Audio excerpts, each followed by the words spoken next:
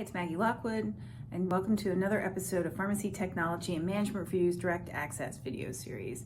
Today we're talking to Elise Damman, who's Director of Program Development at NCPA, and we're getting a sneak peek of the 2024 Annual Convention and Expo, October 26th to 29th in Columbus, Ohio.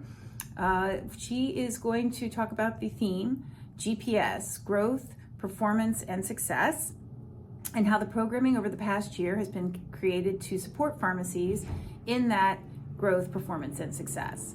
Elise also said that pharmacists have been asking for personal growth and culture programs that will support personal growth and culture. So one is going to be about overcoming imposter syndrome, and another is going to be the Ted Lasso effect in your pharmacy. And a local HR firm is going to talk about ideas that come from that popular TV show about building a good culture and positive environment for your staff and your pharmacy.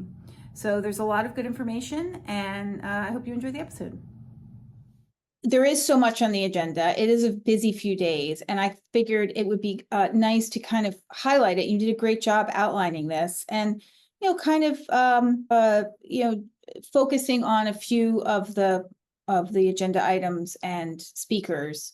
Anyway, why don't you introduce yourself, tell us a little bit about your experience at NCPA, and then we can then move into the theme for the conference.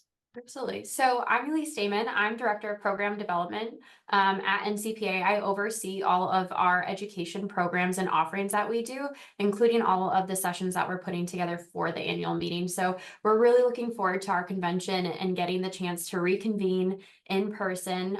My history, I went to pharmacy school, had a passion for independent pharmacy while I was there, and then actually did the executive residency with NCPA right after graduating. So dove right into association management and really thinking about, how can we be strategic in what we're messaging and putting out there at the top level that's going to make that biggest impact at the ground level, and really taking to heart what are some of the biggest issues that our members are facing, and how can we be a solution for as many of them as possible. So that's what I love about this position and this opportunity with putting together the programming, is kind of trying to be the problem solver for so many different individuals, and knowing everybody's store and their setup and their workflows and their staff looks a little different. So really, how can we give everyone the tools they need to be the most successful in their specific position? Right. I mean, which I think you do based on the program that I was looking at that you shared with me, and then the theme, which is the growth, performance, and success, the GPS, which I think is a fantastic acronym. It does allow for you to address all the different models of pharmacy that community pharmacy has. As far as like long-term care and some of the other areas that we've come up with, really comes from our members. We really take to heart what our members share with us as their biggest grievances, their biggest opportunities. And two, we've got members who are doing such novel and important things within their communities that, we don't want to gatekeep any of those secrets. We want to be able to give those individuals a platform to talk about what they're doing, because when you hear from a peer, and you'll see a lot of our education is peer-led, because peer-to-peer education is really what our members are looking for and attendees are looking for. They want to know, okay, what does it look like boots on the ground in your pharmacy, and how could that potentially look in mine? So taking their feedback and really thinking about, okay, what are some of those biggest pain points and opportunities, and how can we best support you? Either if it's brand new, how do we find that thought leader that is the best resource of information, as well as if it's something that somebody else is doing, well, let's not recreate the wheel. Let's get that information out in front of you so that you can really think about, okay, how do I integrate this within my practice, or what can I take from these lessons learned and implement it in something I'm currently doing to amplify it and elevate it. Right. And that fits in with this idea of growth and performance, because, they don't necessarily go together. You can grow, but it doesn't mean you're necessarily doing it well. So your peers will also share what didn't work and help you avoid maybe some pitfalls that will, help you grow faster and show that performance. And then actually the other day-long program was the leadership code. Is that Yes, so that's another 1 day pre-conference session. It's cracking the leadership and culture code, and that is being led by Leadership Growth Formula. So we've got Terry and Kelly from LGF who are leading that session. One, they're full of energy. So, I mean, you come in and you'll wake up immediately. They're such a great group to be with and a great group to spend the day with. They're so intentional about the ways that they, I think leadership tends to be a buzzword Mhm. that people it's we hear it so much, but really what does that mean? They do such a great job at really taking it in so that you can be introspective as well as thinking about, okay, how does this impact my team? And the focus on culture is so important right now. We're seeing, our pharmacies and our members are seeing a struggle in maintaining staff or creating those cultures because understandably it's such a stressful environment at times. So really, this is that day focus. And that's what I appreciate too about these pre-cons is it's that protected time to really focus in on this topic that maybe it's been on your mind, it's been on the back burner, but now let's have this protected time to really invest in it and Right. figure out what a solution looks like or how you can take those skills into your practice and into your pharmacy and supporting your team.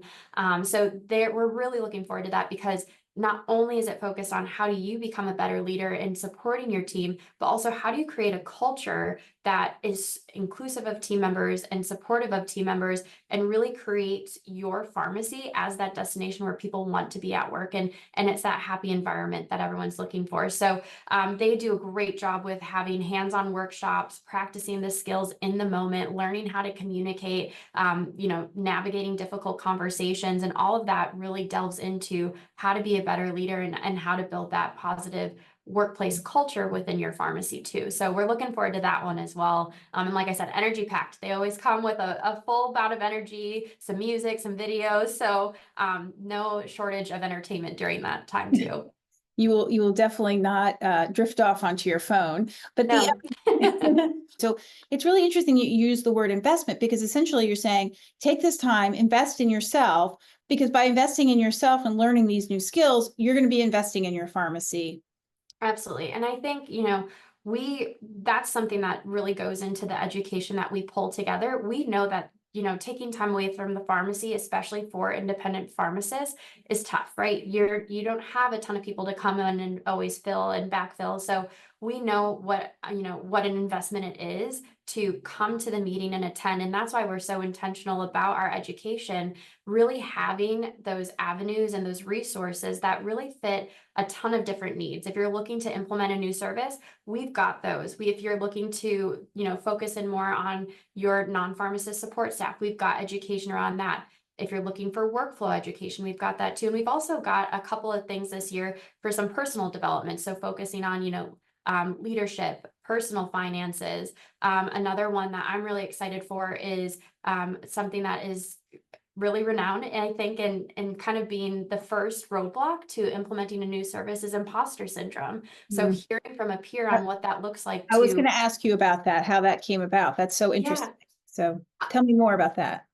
So I know we do a lot of education throughout the year, and as I'm listening to more and more of our speakers talk about their experiences, whether it's on implementing a weight loss program or implementing compounding within their practice, the one thing that I kept hearing as kind of this common thread was, I had to get over the fear of not succeeding and doubting myself and doubting my skills. And once I was able to do that, the doors opened wide to be successful with this. But that first hurdle tends to be the biggest hurdle that impacts a lot of pharmacists and pharmacies in getting to explore these additional revenue opportunities, looking into new workflows or trying something different. So that was kind of the genesis. We're like, okay, well, this common thread is coming up. We should talk about it, and we should give our attendees and our members the resources to really understand what is imposter syndrome, what impact is it having on your ability to grow your practice, and how can you best address it and respond to it and use resources and tools that you've already got at your arsenal to really respond to it. And also, what does that look like on the other side? So we're really excited. We've got a pharmacist speaking on that who is she herself has experienced imposter syndrome, so she can talk through what that's looked like within her own practice, and she's also observed it for others too. So she can speak to that experience wholeheartedly as far as understanding just how much of an impact it can have on your ability to grow, but also what does that look like on the other side when you're able to address it and name it and identify how to move past it, and work through it to get into involving new services and new opportunities. It's so interesting because we here generally talk about technology and how technology helps you build a better pharmacy, build, better workflows to implement business plans. But the first step is deciding you're willing to try that new thing, whatever it is. And it's not always easy to decide or have that confidence to try that. So the tools might be there, the workflow might be there, the robot might be there, the compliance packaging might be there, and you have the delivery driver, but you haven't really put all the pieces together yet for long-term care at home, right? Because for whatever reason. So it's so interesting to hear that that idea of imposter syndrome could be part of the reason that some pharmacists aren't trying to implement these new services that they can offer. Mhm. Yeah, and we were too, I mean, like I said, we've got some sessions that are really honed in on a specific service and what that would look like in a workflow and how you can do that. But we've also got some that are a little bit more generalized. So we've got one that's on workflow and mindset shifts. Mhm. And part of that reason is to say, okay, well, what are some examples of where that could come up? How are they, like you said, you've got the tools. Let's think about how do we organize these tools and these resources so that we can fulfill this dream and this goal of implementing this new service or doing this new thing. Or maybe it's a staff training, maybe it's the employee handbook, it's re-looking at that. So again, we've got those specifics, but we've also got those general things that really apply to anyone and everyone, that you can walk away and take something and then think about, okay, what's the biggest pain point at my pharmacy and how can I translate what I learned to addressing that? Mm-hmm. Well, and then another, I found this, I want to come just for this, the Ted Lasso approach to crafting your company's culture, which kind of dovetails back to what you were talking about at the beginning. How did you come up with that concept? So we actually were really excited. We've got a local HR firm that's coming to do that presentation, and they have really found success in bringing that idea forward. And again, coming back to the idea of culture, we know how important culture is at both hiring but also retaining staff. So the point of the conversation is really to focus in on that and take those lessons. And a lot of times it's kind of funny. You think, okay, can we really look to a Hollywood TV show to give us the insight and information we need? But we can, right? Like there are so many lessons within that, and they're relatable and it's funny. So it brings a little bit of lightheartedness to, sometimes I think people hear HR and it's like, oh, I don't know, it's kind of that taboo topic sometimes, but this is really focused on that idea of, okay, well, again, what are you seeing in your day-to-day life? Maybe it's on a television show. Maybe it's, you've seen it in a store you go to that you really enjoy the experience. Maybe it's in a personal interaction that you're having. And how does that translate into the culture that you develop? So again, it's really getting to use that example to then give tools and resources for people to think about, okay, well, how else can this look? Or what other TV shows do I really like how they interact with each other? Or, we've got different types. You've got stay interviews, you've got, check-ins on a regular basis. You're learning all of these things to, again, create that culture. So we're really looking forward. They've had a lot of success with that session in the past. So we're excited to bring it to our members to really specify it to the independent pharmacy space. Yeah, it's such an interesting way to talk about HR, like you're saying. Most people think that's paperwork and regulations basically, and really it is about interpersonal relationships. And in the pharmacy, that's super important, not just like you're saying with the staff, but then also that how they present to their patients and people who come into the pharmacy. So if it's a positive experience for the staff, then that's going to bleed out into your customer service. Absolutely. Let's talk a little bit about the long-term care, again, workflows. You were talking a little bit about the workflows and how to implement some of these programs into a long-term care pharmacy workflow thereof? Yeah, so we do have a 2-day pre-convention program that's an introduction to long-term care. So that really goes through if you're looking to, maybe you've started to dip the toe into long-term care, you're looking to elevate your practice, or, you're starting from square one and looking to get started. That 2-day intensive program is really that opportunity to dive fully in. But if you're not able to attend, we also have a track of long-term care sessions throughout Saturday that are really focused in long-term care at home. We've got a great panel of individuals who are in different practice settings to share about what long-term care at home looks like for them, what the opportunities have been there. And again, we're really looking forward to that because it's multiple perspectives. So, maybe your setting doesn't look like person A's experience, but person B on the panel has that experience that you can relate to and think about, okay, again, how does that come back into my pharmacy? So we're really looking forward to the panel. And then we've got 2 other sessions, one that's focused on marketing and one that's focused on operations, again, to dive into some of those bigger components of, long-term care is not always known to the public. So how are you really understanding how to market and really spread the message and connect with patient populations who, whether they're a long-term care or long-term care at home patient, that you can reach out to them. So we've got a great speaker on that topic that can give some tangible takeaways. And then too, with the operations, really honing into what does long-term care look like.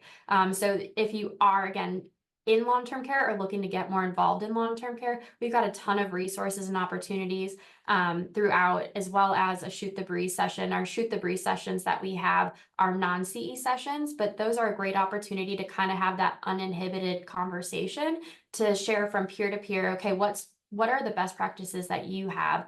A lot of times in these sessions, we get to the end and we've only got a few minutes for Q&A. So in those Shoot the Breeze sessions, that's really the time to have that peer-to-peer sharing of what are best practices and get your questions answered. So we've got a few of those peppered throughout the entire convention, and we're really looking forward to those conversations because, again, those help to generate so many more ideas based off of what we hear being shared amongst our attendees. Right. It's having attended these the conference in past years, there is so much presented in the business education session that you kind of, I'm sure at least for me, and I'm not even a pharmacist, I'm just going to write about it. You just want to bounce these ideas off people. So I can see the Shoot the Breeze sessions being so important in putting those pieces together and helping develop a plan to take back to the pharmacy. Yeah, and I'm so glad that you brought that up too, because that is something that I feel like we've got a session that's really focused on investing in your non-pharmacist support staff. So whether that's your technicians, if you've got delivery drivers, and really understanding, one, what's the data behind that investment and why does it make sense to invest in those employees, but also, what are some of the things that you can do to really elevate the roles and give them additional responsibilities. We've got community health workers, we've got we've got inventory leads, we've got all of these different opportunities to really elevate the responsibilities and roles of our staff members. So we've got a session focused on that. But the other thing I'll share, because you had mentioned about it being focused on not just you running it, but how do you engage your team, is really an undertone in all of our sessions, really thinking about, okay, not only what are we talking about, but then how do you take this back to your team? What does it look like from a workflow standpoint? Who can you engage in your staff or in your team to help support the initiative so that it can be successful? So nothing is ever built by one person, at least not successfully, right? It takes the team to come together. So I'm really excited. A lot of our speakers and a lot of our sessions are going to have information that, again, goes to how does this look for your team and for all members of your team so that it can be implemented to the best of its ability when you get back to your pharmacy after the meeting.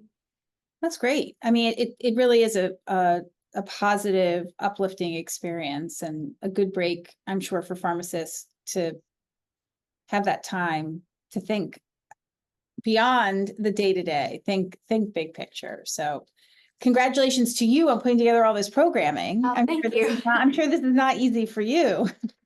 I mean, it's a lot of work, but it's fun because when we get there, you know, getting to see the connections that are made, one amongst attendees, but also you can start seeing the light bulb moments of the things that they're taking and they're thinking about, Mhm. okay, you can tell, you see that switch happen where they've learned about a new service or they've learned about something new to advocate for, a new skill set to bring back to their pharmacy. And that's what makes it worthwhile. You know, our members are who we do all of this for, from our advocacy efforts to our education efforts. And we appreciate everything that they do to support their patient populations and their communities. So we're really excited and looking forward to the meeting and again, getting to see all those light bulb moments and connections be made and then to see what comes out after it. So we're really looking forward to that.